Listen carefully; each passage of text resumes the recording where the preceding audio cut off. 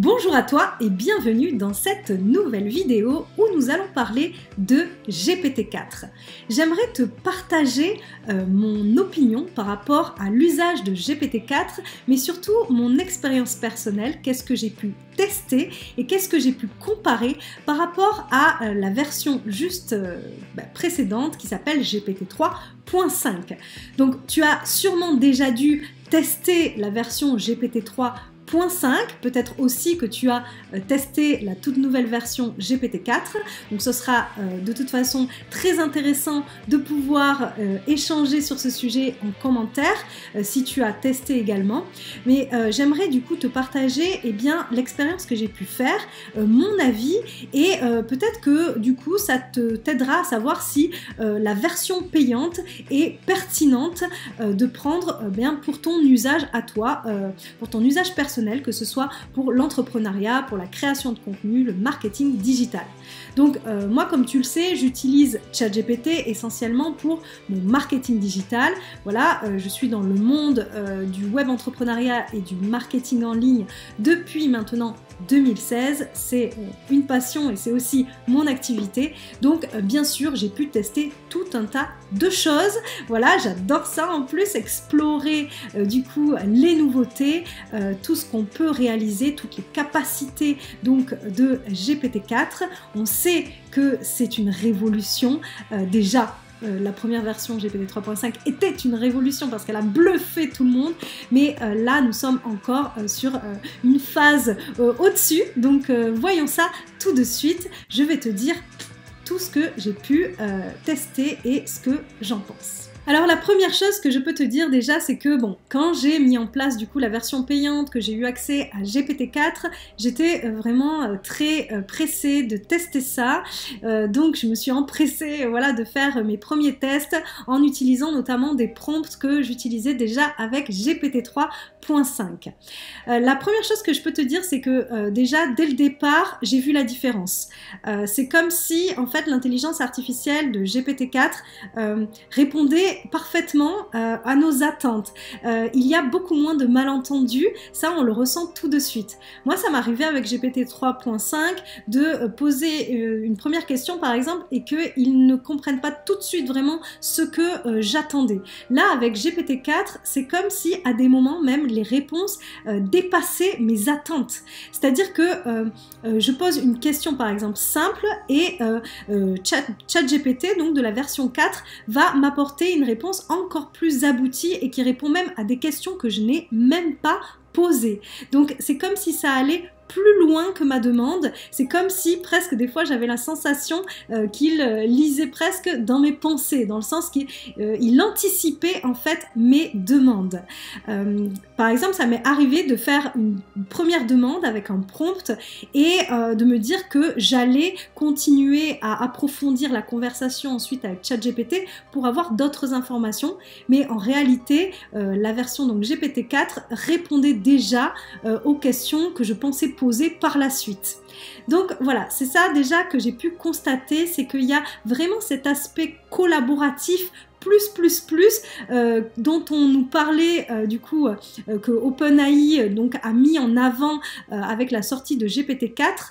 Il y a vraiment ce niveau collaboratif qui est très élevé et ce niveau créatif aussi qui est bien plus élevé que la version de GPT-3.5. Pour te dire, il y a même eu une fois où j'ai eu cette sensation assez incroyable et en même temps déstabilisante que j'avais l'impression de collaborer avec presque un associé en fait. À un moment donné, j'ai fait comme du brainstorming avec GPT-4 sur un projet personnel et j'avais la sensation de dialoguer avec une personne comme si en fait on faisait un travail collaboratif et que on réfléchissait ensemble.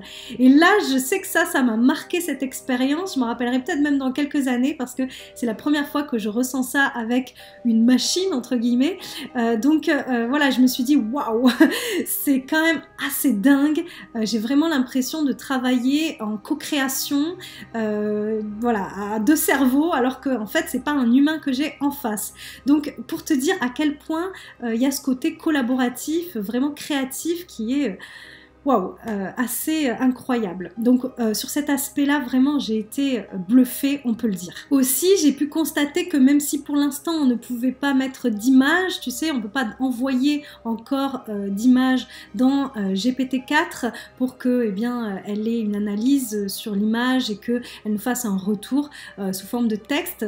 Ça sera sûrement bientôt possible. Mais en tout cas, même si ça, ce n'est pas possible, j'ai pu voir aussi qu'on pouvait parler d'image avec GPT-4 et qu'elle pouvait nous aider à réaliser, par exemple, un exemple très précis, des miniatures de vidéos YouTube. Par exemple, il y a une miniature que j'ai réfléchie en collaborant avec GPT-4. Donc, j'ai pu voir voilà, ce qu'elle avait dans le ventre et c'est assez incroyable parce que vraiment, elle peut t'aider carrément à créer un visuel, donc en t'orientant, en te guidant, en te disant comment disposer les éléments sur le visuel.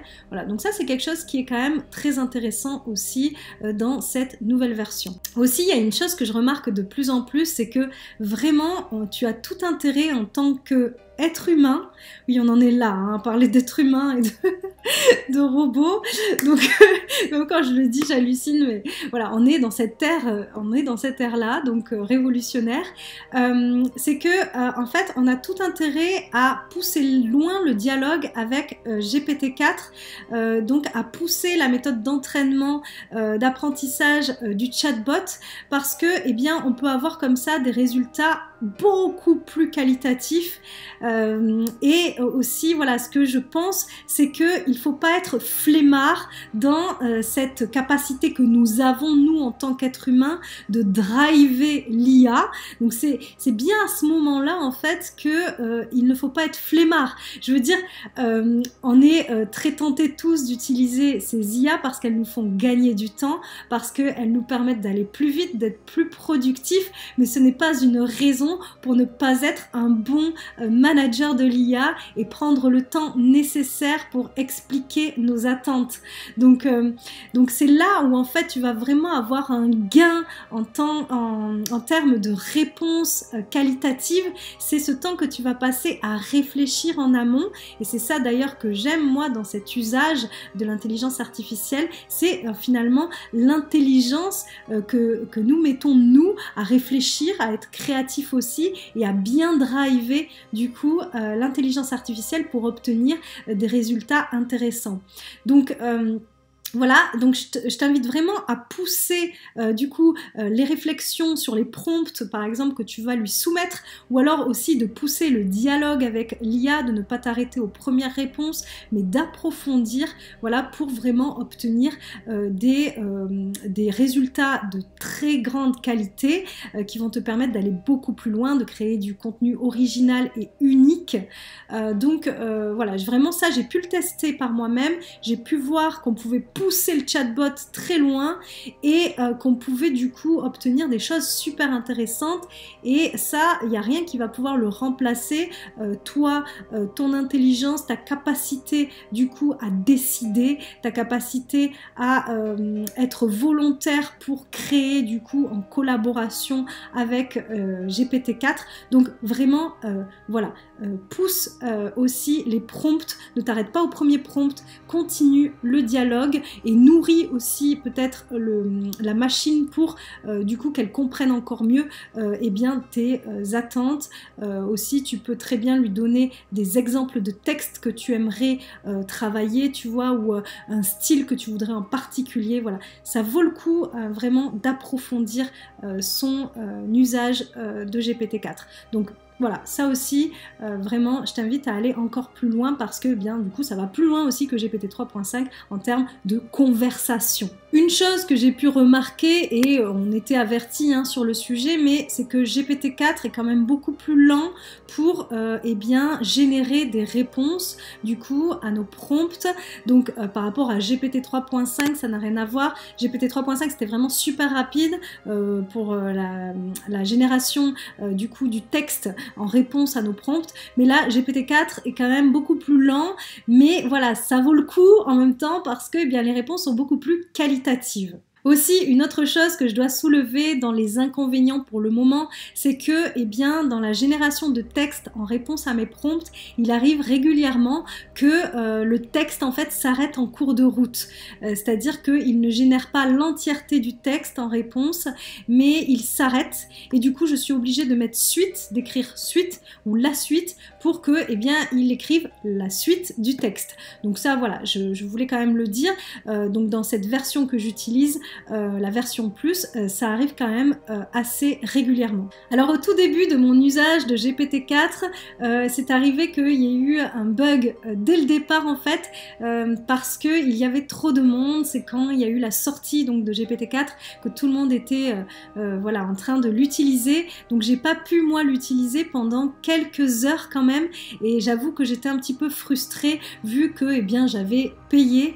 Donc je m'attendais pas en fait à ce que cela fasse ça en prenant la version payante, mais bon, ça peut aussi s'expliquer et je peux le comprendre par rapport, eh bien, forcément à l'actualité que ça a donné. Voilà, donc voilà, je voulais quand même le soulever. Il y a eu ça, mais finalement par la suite ça s'est très bien passé. Il n'y a pas eu d'erreur ou de, comment dire, de temps d'attente ou de bug de ce style par la suite. Alors en résumé, ce que je peux dire, c'est que de manière générale je suis quand même très satisfaite du coup de l'usage que j'ai pu avoir de GPT-4. C'est bluffant parce que ça va beaucoup plus loin en termes de profondeur, au niveau des conversations, au niveau aussi de la subtilité des textes, des nuances apportées. Il y a quand même un avant et un après par rapport à GPT 3.5. On le ressent quand on est dans la création de contenu, dans le marketing digital. Voilà, ça n'a rien à voir quand même. Donc je suis globalement satisfaite par rapport à ça, pour ce niveau collaboratif plus dont je t'ai parlé, qui fait vraiment la différence. Rien que pour ça, je trouve que ça vaut le coup d'investir. Après, bien sûr, ça dépend pour chacun de l'usage qu'on en a. Moi qui suis dans le marketing digital depuis des années, eh bien forcément, ça m'est vraiment très utile. Et puis bon, bah, j'ai cette chaîne YouTube où je partage l'actualité de l'IA, donc forcément ça fait sens. Mais je voulais te partager en tout cas mon ressenti, mon retour d'expérience pour que tu vois si pour toi ça vaut le coup. Moi je dis voilà, si tu as vraiment l'usage régulier de la rédaction de texte, on va dire pour de la création de contenu, que tu es amené à faire de la recherche aussi, ou à synthétiser des textes, ou que tu as besoin aussi de brainstormer, de faire des recherches et de réfléchir, tu vois, sur des concepts, sur des idées, et bien vraiment ça fait sens, à mon sens, à moi. Donc voilà, dis-moi peut-être si tu as pu tester toi aussi cette version du coup plus GPT-4 et qu'est-ce que tu en penses. N'hésite pas à me partager ça en commentaire, je serais vraiment très heureuse d'avoir ton retour et que tu me dises un petit peu ce que tu as pu remarquer. Peut-être qu'il y a des choses dont je n'ai pas parlé moi et que toi tu as pu remarquer du coup dans ton usage à toi. Donc voilà, c'était une petite vidéo un petit peu retour d'expérience. Il y aura sûrement d'autres vidéos de ce style à faire quand il y aura des nouveautés et que aussi on va pouvoir utiliser l'image. Voilà, j'ai hâte en tout cas de faire ces premiers tests. Donc écoute, moi je te dis à très vite pour une prochaine vidéo et en attendant, je te souhaite une magnifique journée.